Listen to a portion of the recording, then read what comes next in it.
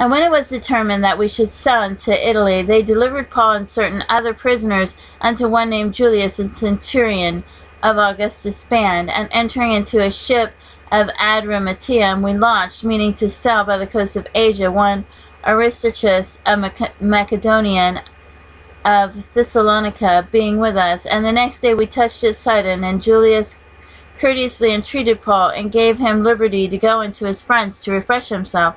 And when we had launched from thence, we sailed under Cyprus, because the winds were contrary. And when we had sailed over the sea of Cilicia and Pamphylia, we came into Myra, a city in Lycia, and there the centurion found a ship of Alexandria sailing into Italy, and he put us therein. And when we had sailed slowly many days, and scarce were come over against Cnidus, the wind not suffering us, we sailed under Crete, and over against Salmon, and hardly passing it, came into a place that is called the Fair Havens, nigh whereunto was the city of Lycia. And when much time was spent, and when sailing was now dangerous, because the fast was not already past, Paul admonished them, and said unto them, Sirs, I perceive that this voyage will be with hurt and much damage, not only of the lading of the ship, but also of our lives.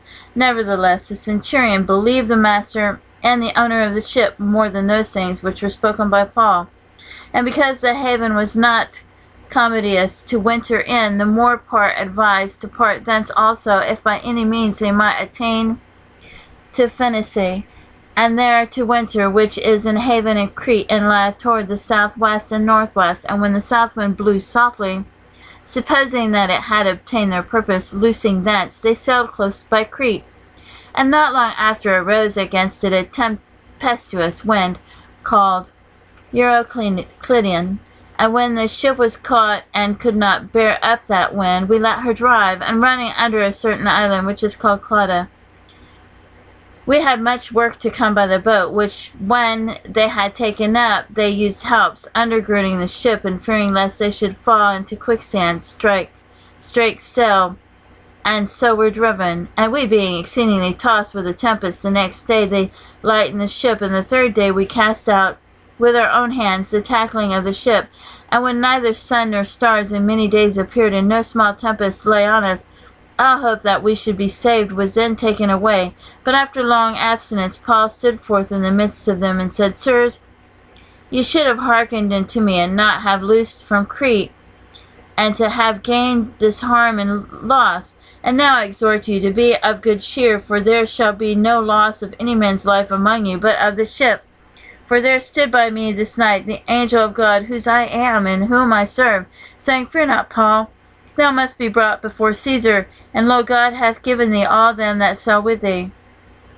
Wherefore, sirs, be of good cheer, for I believe God, and it shall be even as it was told me. Howbeit we must be cast upon a certain island. But when the 14th night was come, as we were driven up and down in Adria, about midnight the shipmen deemed that they drew near to some country, and sounded, and found it 20 fathoms. And when they had gone a little further, they sounded again, and found it 15 fathoms. And they feared lest we should have fallen upon rocks. They cast 4 anchors out of the stern, and wished for the day. And as the shipmen were about to flee out of the ship, when they had let down the boat into the sea, under colour as though they would have cast anchors out of the foreship, Paul said to the centurion and to the soldiers, Except those abide in the ship, you cannot be saved. Then the soldiers cut off the ropes of the boat, and let her fall off. And while the day was coming on, Paul besought them all to take meat, saying, This day is the 14th day that ye have tarried, and continued fasting, having taken nothing. Wherefore I pray you to take some meat, for this is your health. This is for your health. There shall be not a hair fall from your head of any of you. And when he had thus spoken, he took bread, and gave thanks to God in the presence of them all. And when they had broken it, he began to eat. Then were they all of good cheer, and they also took some meat. And we were in all in the ship 260 souls. And when they had eaten enough, they lighted the ship, and cast out the wheat into the sea. And when it was day, they knew not the land, but they discovered a certain creek with a shore, into which they were minded, if it were possible, to thrust in the ship. And when they had taken up the anchors, they committed themselves into the sea, and loosed the rudder bands, and hoisted up the mainsail to the wind, and made toward shore. And falling into a place where two seas met, they ran the ship aground, and the forepart struck fast and remained unmovable. But the hinder part was broken with the violence of the waves. And the soldiers' counsel was to kill the prisoners, lest any of them should swim out and escape. But the centurion, willing to save Paul, kept them from their purpose, and commanded